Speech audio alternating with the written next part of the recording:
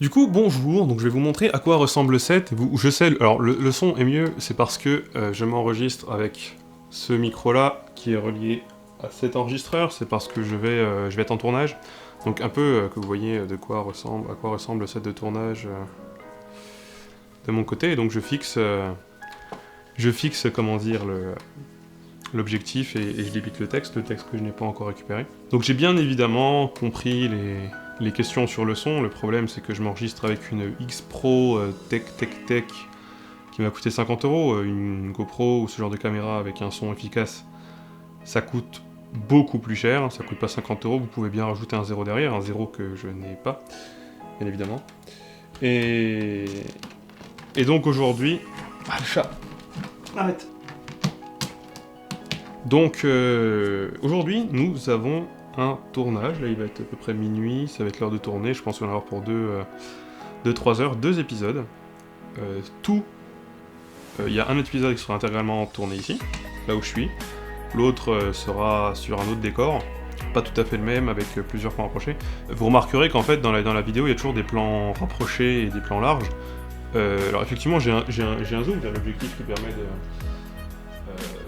zoomer, mais je rapproche la caméra malgré tout lorsque je m'enregistre, c'est-à-dire que j'enregistre d'abord tous les plans larges, c'est toujours comme ça, je fais d'abord tous les plans larges, et ensuite tous les plans rapprochés, parce que c'est quand même vachement plus pratique pour moi de cette façon, c'est comme ça que j'ai commencé ma méthode de travail. Et un autre truc qui est très important que je n'ai pas pris, c'est qu'il faut de l'eau pour tourner, parce que à force de parler, ça colle dans la bouche. Donc voilà, cette vidéo celle que je suis en train de faire devrait sortir en août, je pense. C'est-à-dire que là, vous ne savez absolument pas de quoi ça parle. Moi je pense que c'est un sujet qui va trancher avec ce que je fais d'habitude. Qui porte le triste titre d'accident le plus mortel de toute l'histoire de l'aviation. Et l'épisode que je tourne après sortira avant. Donc ça sortira quand ça sortira courant juillet, peut-être même que ce sera déjà sorti quand vous verrez cette vidéo. Donc voilà. Ouais, là je rate la caméra là. Pas là, bref.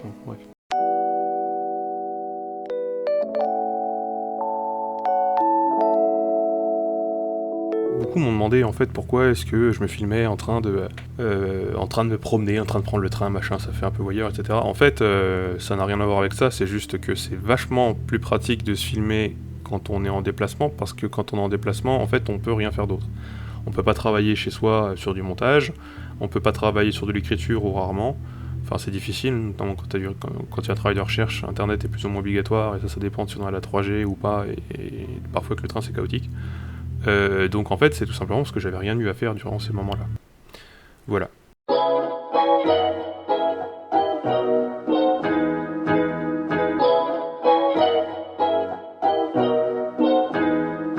Hey yo!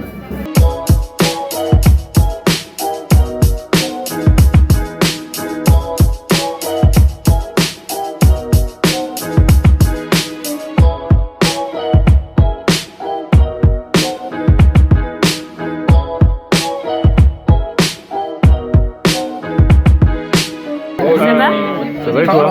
On est où là, Romain? À Montbazon. Qu'est-ce qu'on fait? On fait mon vlog? T'es bien en vlog à Montbazon? Normal. Et c'est cool, on est content. Tu vas encore passer toi? Je passe tout à l'heure. Non. Non, ça va. Ça va être très intéressant. Ça va être très intéressant. Ce sera en super replay sur la chaîne de Tabonus dans longtemps. La mienne aussi d'ailleurs, n'hésitez pas à aller la voir, on sait jamais, c'est pas bien intéressant, mais ça sera dans longtemps. Et on peut voir celle qu'on a faite qu'on a, non? Oui. Ou pas.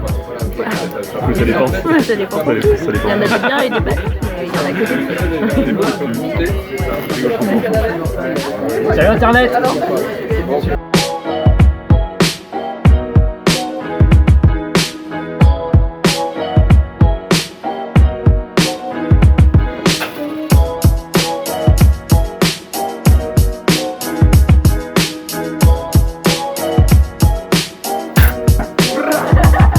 C'est plutôt cool Montbazon, hein.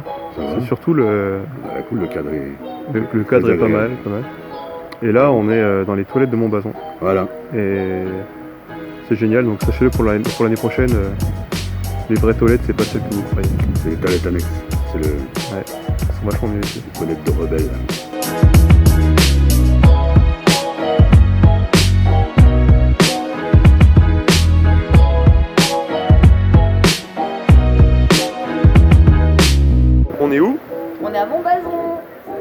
vois plus. On est dans le château. Dans le donjon.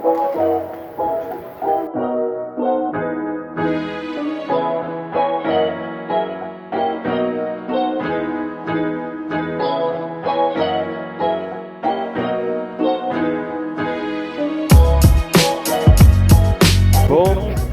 Divine. On y va? Apparemment, ouais. Mais il y a notre action de... Ouais. Il y a des gens un peu? Le nom de Dieu. Bon. Bon, du coup, c'était comment? C'était bien. C'était bien? C'est pour mon vlog, hein, parce qu'il a parlé du vlog juste avant, mais je fais aussi la fin. Ouais, voilà. Bon bah du coup on s'en est sorti. Ça va. Alors on est le 24 août, la conférence a été beaucoup plus longue que prévu, mais les gens sont restés et On a juste fait 2 fois plus long, ça va? Oui. On a un peu traîné. Voilà. À bientôt pour notre thèse. Bonne-toi.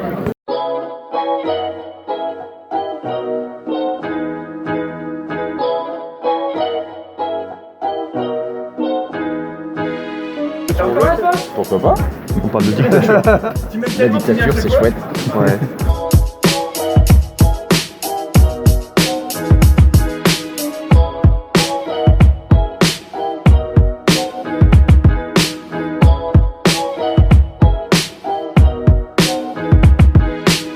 Je viens de rentrer de Montbazon, c'était très bien, je vous conseille d'y aller, hein, mais bon ça vous connaissez la chanson, ça fait 3 ans qu'on y va, ça fait 3 ans qu'on dit qu'on est bien. Qu'est-ce que vous attendez? Sinon, petite surprise en arrivant, j'ai reçu les boosters. Peut-être que je serai dedans. Bon bah je me suis pas eu. J'ai eu Dave et Ben.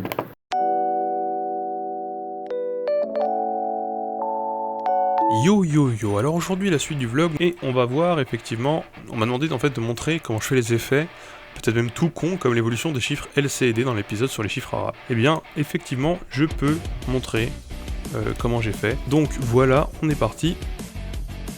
Donc là vous pouvez voir c'est tout le montage de la vidéo, là c'est dans une interface de colorimétrie.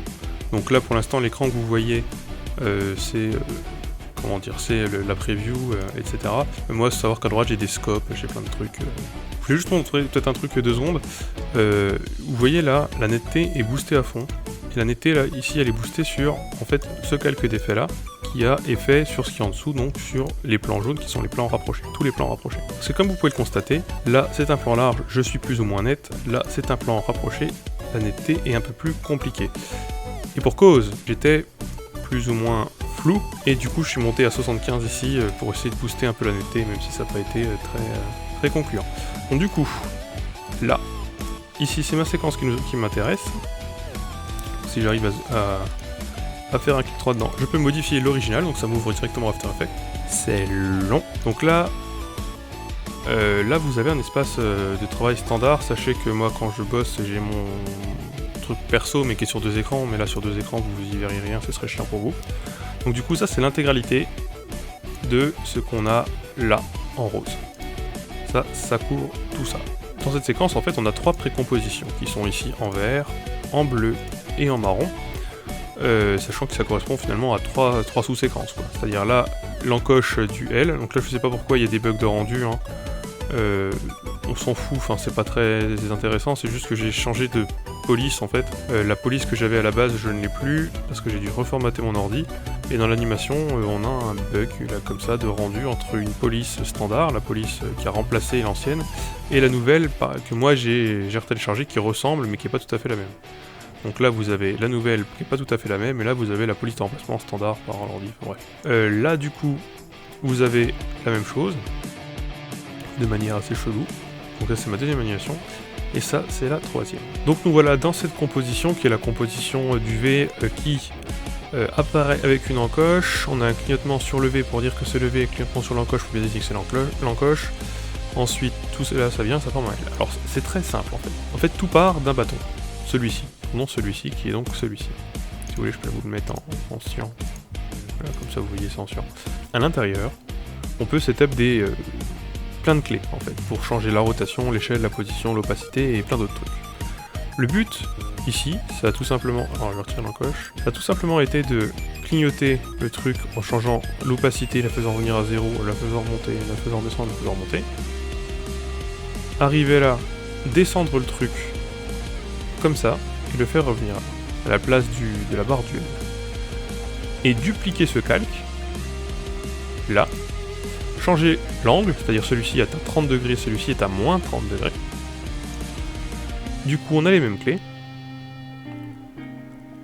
On a le même fait que ça descende, et ça, et comment dire, on les fait venir à l'endroit où on veut. Donc c'est-à-dire que jusque là c'est le même truc, après là, celui-ci théoriquement devrait aller plus par là, mais je le fais aller plus vers l'arrière pour avoir le L. Et ensuite on a l'encoche, où l'encoche finalement, c'est juste un truc qui ne bouge pas, sauf un moment qui clignote. Vous allez le voir ici, normalement. Voilà. Et vite fait, une clé ici en position, pour leur mettre au bon endroit. Et voilà, en fait, c'est comme ça qu'on arrive à avoir un faux L. Et finalement, ce principe, on l'a utilisé partout. Hein. C'est aussi le principe qu'on a là, c'est le principe qu'on a là, c'est le principe qu'on a ici. Donc c'est vraiment pas sorcier du tout. Voilà. Ensuite, tout ça dans Premiere, il est complètement pris... en fait, After Effects et Premiere communiquent, ce qui fait que je peux le mettre comme ça directement dans Premiere, et lorsque je fais mon rendu, finalement, il n'y a pas de problème. Si je mets piste son en dessous, c'est pas non plus un problème. Je pourrais même théoriquement rajouter des trucs par-dessus, ça ne poserait aucun problème. Voilà, donc la question, on y a répondu. Look, I just got the letter on Friday and I didn't know how to tell you. I'm really happy for you.